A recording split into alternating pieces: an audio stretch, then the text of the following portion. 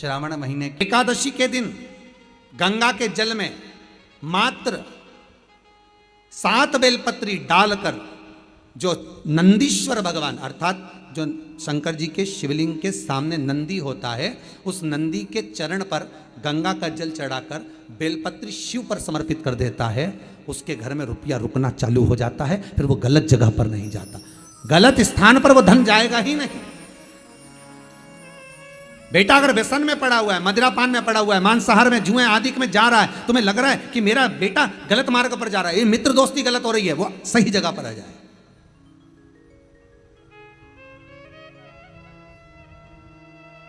करना है एकादशी।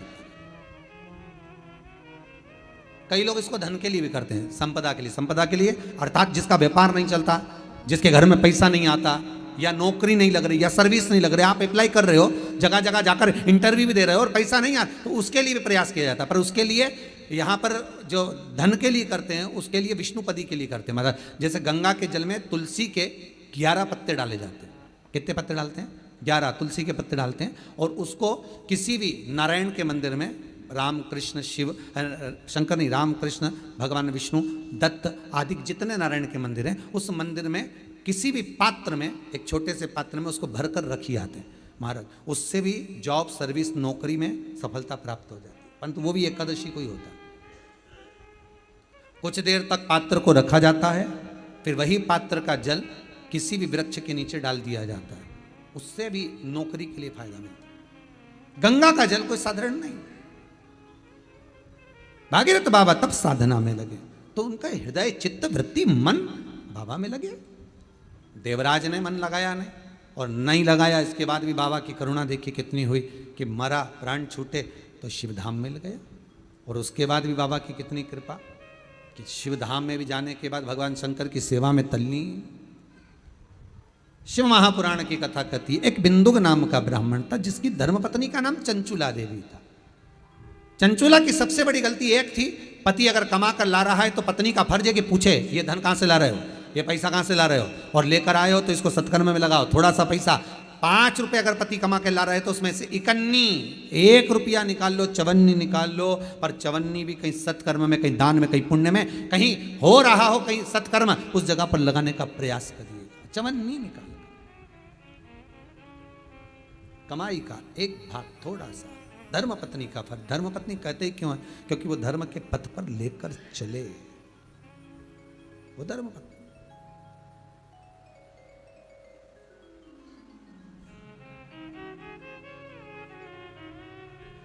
पैसा धन ज्यादा आने लगे तो पत्नी को कहना चाहिए कि देखो थोड़ा बहुत मेरा मन है, शिव महापुराण की कथा हो जाए, या फिर कहीं सत्कर्म में लग जाए, कहीं ब्राह्मण भोज, साधु भोज, सन्यासी भोज, गुरु जन में, संत जन में, साधु जन में, तपस्वी जन में कहीं लग जाए।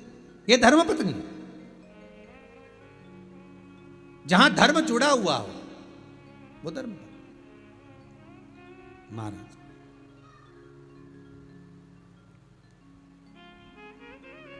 चंचुला देवी ने पूछा नहीं, पति आ रहा था धन चुरा कर लेकर, पानी में गिर गया, मर गया, प्राण छूट गया। पहले भी शिव पुराण में कहा 3 तरह से मरे हुए व्यक्ति की गति नहीं है, उसको मोक्ष नहीं है। पहला पानी में डूब कर मरा हुआ, दूसरा सर्प के डसे से मरा हुआ, तीसरा स्त्री के हाथ से, नारी के हाथ से मरा हुआ व्यक्ति, इसकी गति नहीं है, मोक्ष नहीं है इसकी। इनकी गति केवल एक है, वो है शिव महापुराण की कथा। अगर कोई पानी में डूबकर मर भी गया है, उसके परिवार का, उसके कुल का व्यक्ति अगर एक बार शंकर की कथा भले यहाँ आकर ना सुने, टीवी के सामने भी बैठकर सुन रहा है तो भी वो फल देगा, मोबाइल पर सुन रहा है तो भी वो फल देगा। एक अंश हम माताओं से निवेदन करते हैं, बार बार कहते हैं, स्त्री के गर्भ में अगर कोई कुंवारी अवस्था का मर गया, 3 महीना, 4 महीना, 6 महीना, 8 महीना, या जन्म लेने के बाद कुंवारी अवस्था में कोई शांत हो गया हो, कोई मर गया हो, तो महाराज हम बार बार कहते हैं कि जिंदगी में एक बार शिव महापुराण की कथा का रसस्वादन अवश्य करें। जिससे क्यों? क्योंकि शिव पुराण में, अन्य पुराणों में स्पष्ट कहा गया है, कुंवारी अवस्था में मरने वाले का ना तो पिंड होता है, ना तर्पण होता है, ना तिलांजलि होती है, ना ब्राह्मण भोजन करे तो उसका भाग मिलता है। उसको उसका लाभ नहीं मिलता। भले तुम तिलांजलि करो, तर्पण करो, कुछ भी करो, उसका भाग नहीं मिलेगा। उसको भाग कम मिलता है जब उसके परिवार का कोई व्यक्ति शिव महापुराण की कथा का रसस्वादन कर लेता है, कथा श्रवण कर लेता है। कथा सुनने के बाद उसको पिंड भी मिलने लगता है, ब्राह्मण भोज भी मिलने लगता है, उसको सारा सुख प्राप्त होने लगता है, वो जीव की गति हो जाती है। महापुराण की कथा में वर्णन आता है, कभी यदि स्वप्न में सर्प दिख रहे हों, स्वप्न में यदि सांप नजर आते हैं, सर्प दिखते हैं, सांप नजर आते हैं, या अपने घर के पूर्वज पितर नजर आते हैं, पूर्वज दिखते हैं, पितर दिखते हैं, कोई मरकर चले गया, कोई शांत होकर चले गया, वो अगर दिखता है, बार बार नजर आता है, पितर दिखते हैं, कोई श्वेत वस्त्र में हमारे पितर नजर आते हैं, या सर्प नजर आते हैं, तो उसमें शिव पुराण कथा कहती है कि 4 पुष्प लिए जाते हैं। उसमें 3 पुष्प श्वेत होते हैं और 1 पुष्प लाल होता है। 4 पुष्प लिए जाते हैं। यदि सर्प दिखते हैं, पितर दिखते हैं, कोई मरा हुआ व्यक्ति बार बार नजर आता है, कोई मृत्यु के घाट पर उतरने के बाद कोई मुर्दा दिख रहा होता है, कोई नग्न नजर आ रहा होता है, तो 4 पुष्प लिए जाते हैं। 3 पुष्प होते हैं उसमें सफेद और 1 पुष्प होता है लाल। कहते हैं वो जो 4 पुष्प होते हैं वो भगवान शंकर का जो शिवलिंग होता है, जरा ध्यान देंगे, जैसे शिव जी का जो शिवलिंग है, इस शिवलिंग पर चारों स्थान पर 4 पुष्प अपने को रखना है। 3 पुष्प शंभो शंभो शंभो शंभो शंभो, 3 पुष्प, एक ये तो हो गई जलाधारी जहाँ से जल बहता है, 1 पुष्प यहाँ, 1 पुष्प यहाँ, 1 पुष्प यहाँ, ये तीनों जगह पर सफेद पुष्प आएंगे। और चौथा जो स्थान होता है जिसको अशोक सुंदरी की जगह कही जाती है, वहाँ लाल पुष्प आएगा। इन 4 पुष्पों को वापस उठा लिया जाता है। इन 4 पुष्पों को लाल वाले पुष्प से उठाना प्रारंभ करते हैं और फिर तीनों सफेद पुष्प को उठा लेते हैं।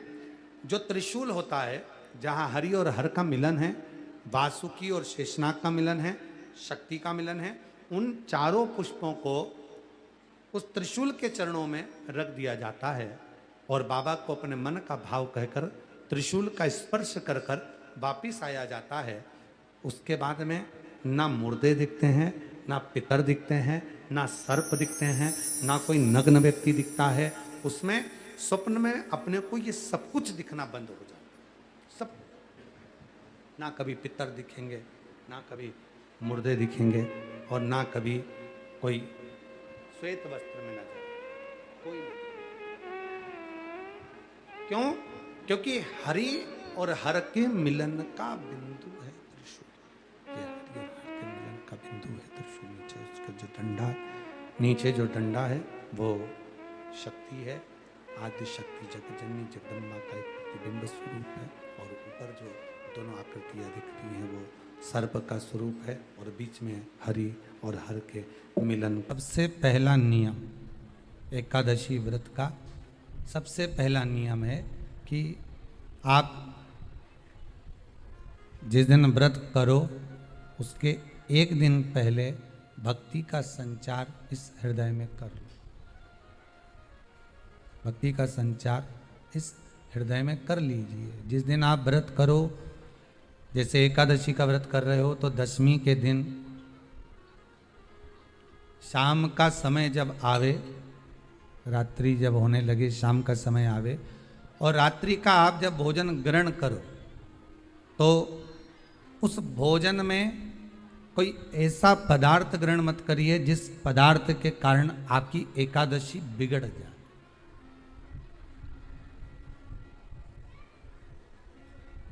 कोई बेकार भोजन हमें ग्रहण नहीं करना। श्रेष्ठ भोजन ग्रहण करिए 10वीं के, और एकादशी का दूसरा नियम बहुत ध्यान से सुनिएगा। जिस दिन आपकी एकादशी का व्रत हो उस दिन प्रयास करिएगा कि अपने हाथ से किसी भी वृक्ष की कोई पत्ती टूटे ना। अपने हाथ से किसी भी वृक्ष की, पौधे की, किसी भी वृक्ष की पत्ती अपने हाथ से ना टूटे। बहुत ध्यान दीजिएगा महाराज। एकादशी का ये दूसरा नियम है कि अपने हाथ से किसी पौधे की, किसी वृक्ष की, किसी डाली की कोई पत्ती टूटे ना, कोई पत्ती ना टूटे, इसका प्रयास करिए।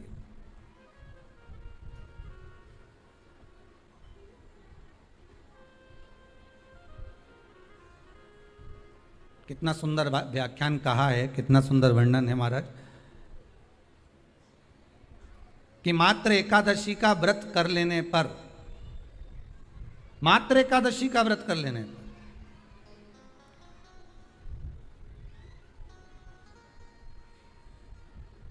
जो पूर्व में किया गया हमारा पाप कर्म है, हमने किसी जीव की हत्या करी है, हमने किसी को कष्ट प्रदान करा है, हमने किसी को अपशब्द कहा है, हमने किसी को ताने दिए, हमने किसी को आड़ा टेढ़ा कहा है, हमने किसी को गालियां दे दी है, मात्र एकादशी का व्रत ही कर लेने पर ये सारे जो दोष हैं वो समाप्त हो जाते हैं।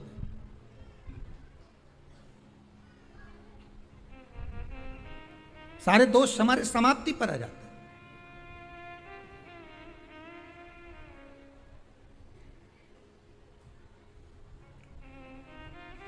अब एक विचार करिएगा थोड़ा सा अपने मन में, अपने चित्त में, अपनी वृत्ति में एक बात उतारिएगा। एक अपने मन में एक बात को उतार कर रखिएगा कि आप अपने पाप को, अपने पाप कर्म को जिस दिन छिन्न करने वाले हो, समाप्त करने वाले हो, अपने पाप को आप जिस दिन समाप्ति पर लेकर जा रहे हो, तो उसके एक दिन पहले आपको प्रसन्नता होना चाहिए कि नहीं होना चाहिए कि कल मेरा पाप कटने वाला है, कल मेरा पाप समाप्त होने वाला है। जो मैंने पाप कर्म करा है वो समाप्त होगा, जो मैंने पाप कर्म करा है वो कल समाप्त हो जाएगा। तो एक दिन पहले आपके चेहरे पर प्रसन्नता हो कि ना हो?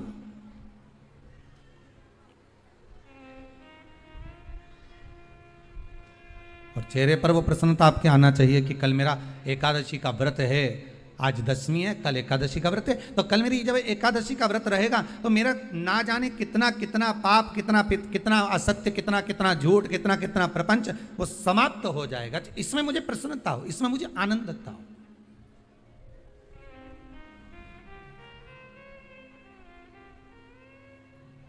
तो क्या कहा गया कि प्रयास करिएगा कि एकादशी के दिन कोई वृक्ष की, कोई डाली की, कोई कोपल की कोई पत्ती ना तोड़ी जाए।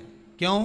तो कहा अगर उस पत्ती को हम तोड़ देते हैं, वृक्ष की पत्ती को या क्यारे में लगी हुई कोई डाली की पत्ती को हम तोड़ देते हैं तो एकादशी का पुण्य फल प्राप्त नहीं होता, एकादशी का कोई फल हमारे खाते में नहीं जाता, पुण्य फल प्राप्त। अब फिर भले तुम चाहे तुमने मोरधन खाया हो, चाहे तुमने फिर चिप्स खाई हो, चाहे तुमने फिर व्रत का कितना ही सामान खा गए हो और तुमने सोचा कि आज मेरी एकादशी है, तो फिर उसका कोई फल प्राप्त नहीं है, उसका कोई सुख। एकादशी कौन है? कहां से प्रकटी है? माया? नहीं, एकादशी है कौन? क्यों इसकी इतनी प्रधानता है? क्यों इसकी पुण्यता है? ऐसा क्या है एकादशी में जो इसकी पुण्यता मानी जाए? कौन है ये जो भगवान नारायण तक एकादशी का व्रत करते हैं? सुभद्रा जी को भगवान जगन्नाथ ने, जगदीश ने एकादशी का व्रत कराया था। बद्रीनारायण भगवान को माता लक्ष्मी ने एकादशी का व्रत कराया था। क्यों? चंद्रायण एकादशी व्रत की माता। एकादशी है कौन? तो कहा जिसको व्रत करने पर भगवान नारायण भी जिसका व्रत करते हो, भगवान माता लक्ष्मी जिसका व्रत करती हो, वो एकादशी है कौन? तो शास्त्र वर्णन करता है महाराज, स्कंद पुराण का सुंदर चातुर्मास्य खंड के अंतर्गत वर्णन आया है महाराज। एक बार भगवान विष्णु आनंद में विराजमान थे, पद्मावती और माता लक्ष्मी दोनों उनके पास में विराजी हुई थी महाराज, दोनों बैठी हुई।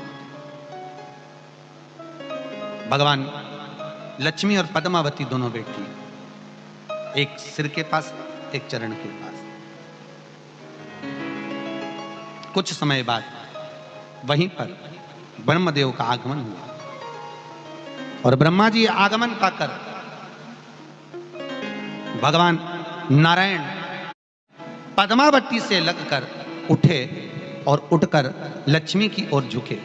झुकने पर इन तीनों के समागम से भगवान नारायण के हृदय चित्त से एक कन्या प्रकट हो गई। उस कन्या का नाम एका था। क्या नाम था? एका।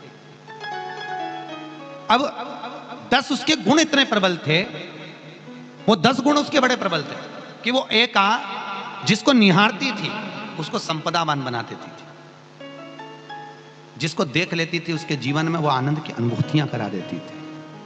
एका जिस मार्ग से जाती थी उस मार्ग के द्वार खोल देती थी। एका का पुण्य इतना पुण्य प्रखर। पद्मावती और लक्ष्मी ने कहा, महाराज ये बेटी आपके द्वारा निर्मित हुई है, इसका कन्यादान करना चाहिए। हमारे यहाँ हिंदू धर्म में रीति है, जिस दिन कन्यादान करा जाता है उस दिन व्रत रखा जाता है। अब आजकल रखते कि नहीं रखते मालूम नहीं, और कन्यादान करते समय व्रत रखा जाता है। व्रत रखना, एका का कन्यादान करना है। भगवान बोले कन्यादान करें, किसको दें? एका किसको दी जाए? एका प्रदान किसको करी जाए? पुण्यता किसको दी जाए? भगवान नारायण ने उसी समय लक्ष्मी और पद्मा से पूछा, तुम बताओ। पद्मा लक्ष्मी दोनों एका से पूछी, एका बताओ इसका पुण्य, हम आपका हस्त कमल आपको प्रदान किसको करें, हम किसको दें? एका कहती है पिताजी, भगवान से कहती है नाथ कृपा करिएगा, मेरे को अगर प्रदान करना चाहती हो, अगर मुझे देना चाहते हो तो एक काम करो, एक काम करो। यदि आप देना चाहते हो तो भगवान एक काम, माता ने कहा कि पिताजी अगर कुछ देना चाहते हो तो ऐसी कृपा करो, संसार के मनुष्य अगर मृत्यु लोक में आकर के अंदर 2 एकादशी का भी पुण्य भाग अगर ग्रहण करते हैं तो ये एका उनकी होती है और वैकुंठ का राह खोल देती है। इनके जाने से पहले अगर मैं प्रवेश करती हुई जाऊंगी और इनके मार्ग को सुलभ बनाती हुई जाऊंगी। वो एका 10 गुण के कारण एकादशी। मानव की देह, मनुष्य का शरीर, ये भी नहीं आ रही है। एक मानव की देह, मानव का शरीर, और उस मानव के शरीर में 5 कर्मेंद्री, 5 ज्ञानेंद्री और 1 मन, ये 11 रूपी इंद्रियां, इनको कंट्रोल में रखना बहुत कठिन।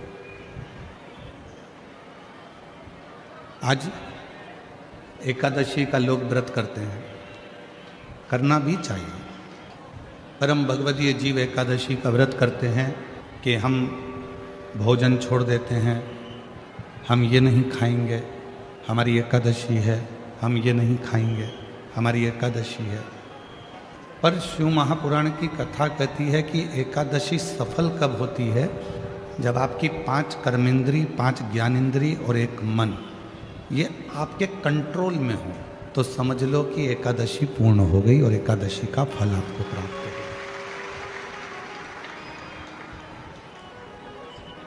अब हमारी इंद्रियां हमारे कंट्रोल में नहीं है। नेत्र गलत देख रहे हैं, जिह्वा गलत बोल रही है, कान गलत सुन रहे हैं, श्रवण शक्ति गलत जगह जा रही है, नेत्र गलत जगह जा रहे हैं, जिह्वा गलत बोल रही है। जब ये हमारी इंद्रियां हमारे कंट्रोल में नहीं होंगी, जब ये हमारी इंद्रियां हमारे संयम में नहीं होंगी, तो हम कितना भी व्रत कर लें, हम कितना भी उपवास कर लें, हम चाहे कितने भी भूखे रह लें, तो भी उस व्रत का फल नहीं मिलेगा। व्रत का फल कब मिलता है? जब हमारी इंद्रियां हमारे काबू में हो। कि नेत्र दिए रे तूने दाता बन के, नेत्र दिए रे तूने दाता और कभी नहीं दरस कियो, दयालु मैंने अवगुण बहुत कियो, अवगुण बहुत कियो, दयालु मैंने अवगुण बहुत कियो। और मुख तो दिया रे तूने दाता, मुख तो दिया रे तूने दाता, कभी नहीं भजन कियो, दयालु मैंने अवगुण बहुत कियो, कभी नहीं भजन कियो, दयालु मैंने अवगुण बहुत कियो, दयालु मैंने अवगुण बहुत कियो। ये संसार सागर में आने के बाद यदि मैंने अपनी इंद्रियों को संयमित नहीं किया, संसार सागर में आने के बाद हमने अगर अपनी इंद्रियों को काबू में नहीं किया, तो फिर ये मानव का देह बेकार है, फिर ये मानव का देह बेकार। अगर हम अपनी इंद्रियों को काबू ना कर पाए, प्रेशर खोलो, प्रेशर नहीं आ रहा, अंदर भी नहीं आ रहा, बाहर भी नहीं आ रहा, अपनी इंद्रियों को काबू करा तो समझो कि हमने एकादशी का व्रत किया। कई लोग प्रदोष का व्रत करते हैं, हम उनसे कहते हैं कि आपने अपने कितने दोषों को समाप्त कर दिया। प्रदोष का व्रत कब सफल है? जब आप अपने दोषों को समाप्त करो। मैं गुस्सा नहीं करूंगा, गलत व्यसन नहीं करूंगा, गलत बात नहीं बोलूंगा, गलत चीज नहीं खाऊंगा, अपने दोषों को समाप्त करो। और जब हम अपने दोषों को समाप्त करते हैं, जब हम अपने दोषों को बिल्कुल शून्य पर लाकर छोड़ देते हैं, तो समझो कि हमारा प्रदोष का व्रत सफल हुआ। तब समझें कि हमने प्रदोष का व्रत किया। हमारे भीतर के दोष समाप्त नहीं हो रहा है और हम सोचें कि व्रत कर लें उससे भगवान राजी हो जाएगा, नहीं हो सकता। बोल बम का नारा है सारी समस्या का हल, श्री शिवाय, श्री शिवाय। अपने भीतर के दोष को जिस दिन हमने समाप्त किया, उस दिन परमात्मा हमको मिले। हमारे यहाँ तुलसी के कुंड का भी विधान है। गोल कुंडा है ऐश्वर्य देगा, चौकोर कुंडा है। आप लोग कई बार देखे होंगे किसी किसी के यहाँ चौकोर तुलसी का क्यारा होता है, कुंडा होता है, वो वंश बढ़ाता है। षडाकृति का है, वो धन देता है, संपदा देता है। दोष हमारा है, हम तुलसी के कुंडे के नीचे शंकर जी को रख देते हैं। क्यों? कि यहीं तुलसी जी को पानी चढ़ाएंगे, यहीं शंकर जी को चढ़ा देंगे। दोष है। तुलसी के कुंड के नीचे हम सर्पदेव को रख देते हैं, नाग देवता रख देते हैं, पानी चढ़ाएंगे, पात्री रख देते हैं, नहीं, दोष।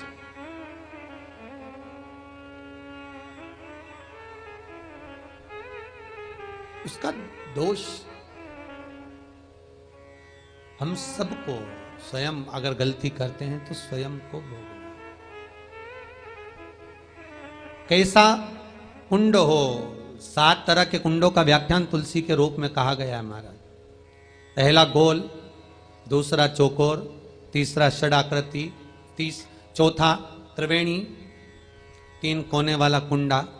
शास्त्र कहता है जिसके मार्ग घर में टुकड़े हो रहे हों, घर विभाजन की ओर हो रहा हो, तो 3 कोण का कुंडा घर में रखकर पूजा करने पर परिवार एक हो जाता है।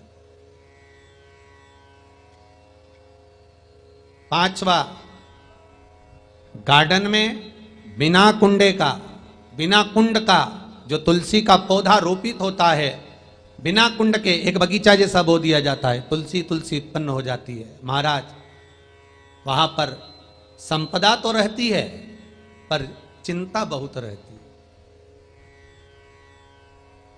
टेंशन बहुत रहता है। क्यों? घर के दरवाजे के बाहर इतनी सारी बगीचे में तुलसा कर दी। कोई निकल कर जा रहा था, उसने थूक दिया। कोई निकल कर जा रहा था, उसने पानी डाल दिया।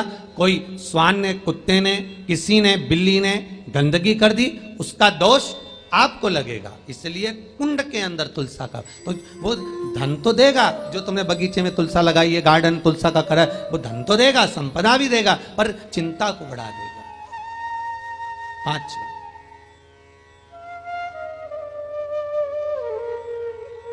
महाराज। 6, तुलसी के कुंड को 3 धार पर लटका कर रखना। कई जगह पर आपने देखा होगा तुलसी का जो कुंडा होता है उसको 3 जो तार होते हैं, 3 जो चेन होती है, उस पे लटकाया जाता है महाराज। विष्णु पुराण उसका भी व्याख्यान करती है महाराज। वहां व्यक्ति के कार्य उन्नति की सीढ़ी की ओर बढ़ जाते हैं। जैसे भोजन की थाली लग गई, भोजन तैयार हो गया, बस खाने बैठे हो और थाली खसक गई, समझ लेना कि तुलसी को अधर पर लटका कर रखा है। इसलिए कार्य तो हो रहे हैं, बनने वाले हैं। 4 दिन बाद ये काम होने वाला है, 8 दिन बाद ये काम होने वाला है। लग रहा है कि इसमें इतना फल मिलेगा, लग रहा है इस व्यापार को करेंगे तो इतना फायदा हो जाएगा। सब कुछ करा, लाखों रुपए लगा भी दिए, थाली मालूम पड़े खसक गई, अधर लटका है तुलसी। 7 क्रम है तुलसी के, ये 6ठा क्रम बताया। तुलसी का 7वां क्रम,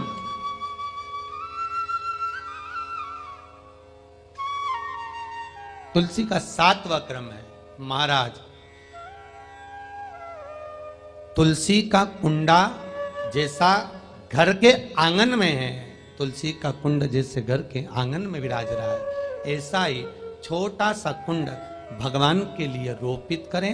प्रतिदिन भगवान की सेवा करते समय तुलसी का कुंड सम्मुख रखकर उसकी आराधना करना, फिर उस कुंड को वापिस बाहर ले जाकर रखना, फिर दूसरे दिन पूजन के समय पर कुंड को लाकर रखना। हम तो यहां तक कहते हैं विष्णु पुराण गर्ग संहिता कल्याण का तुलसी अंग यहां तक वर्णन करता है कि आप पूरे साल ये नहीं कर सकते तो कम से कम कार्तिक के महीने में भगवान के सामने तुलसी का छोटा कुंड, चौकोर वाला, गोल नहीं, चौकोर कुंड लाकर भगवान के सामने रखकर छोटा सा कुंड का पूजन कर कर भगवान के साथ उस कुंड को वापस बाहर विराजमान करें, फिर कल लेकर आए, फिर विराजमान करें। आप पूरे साल नहीं कर सकते तो 1 महीने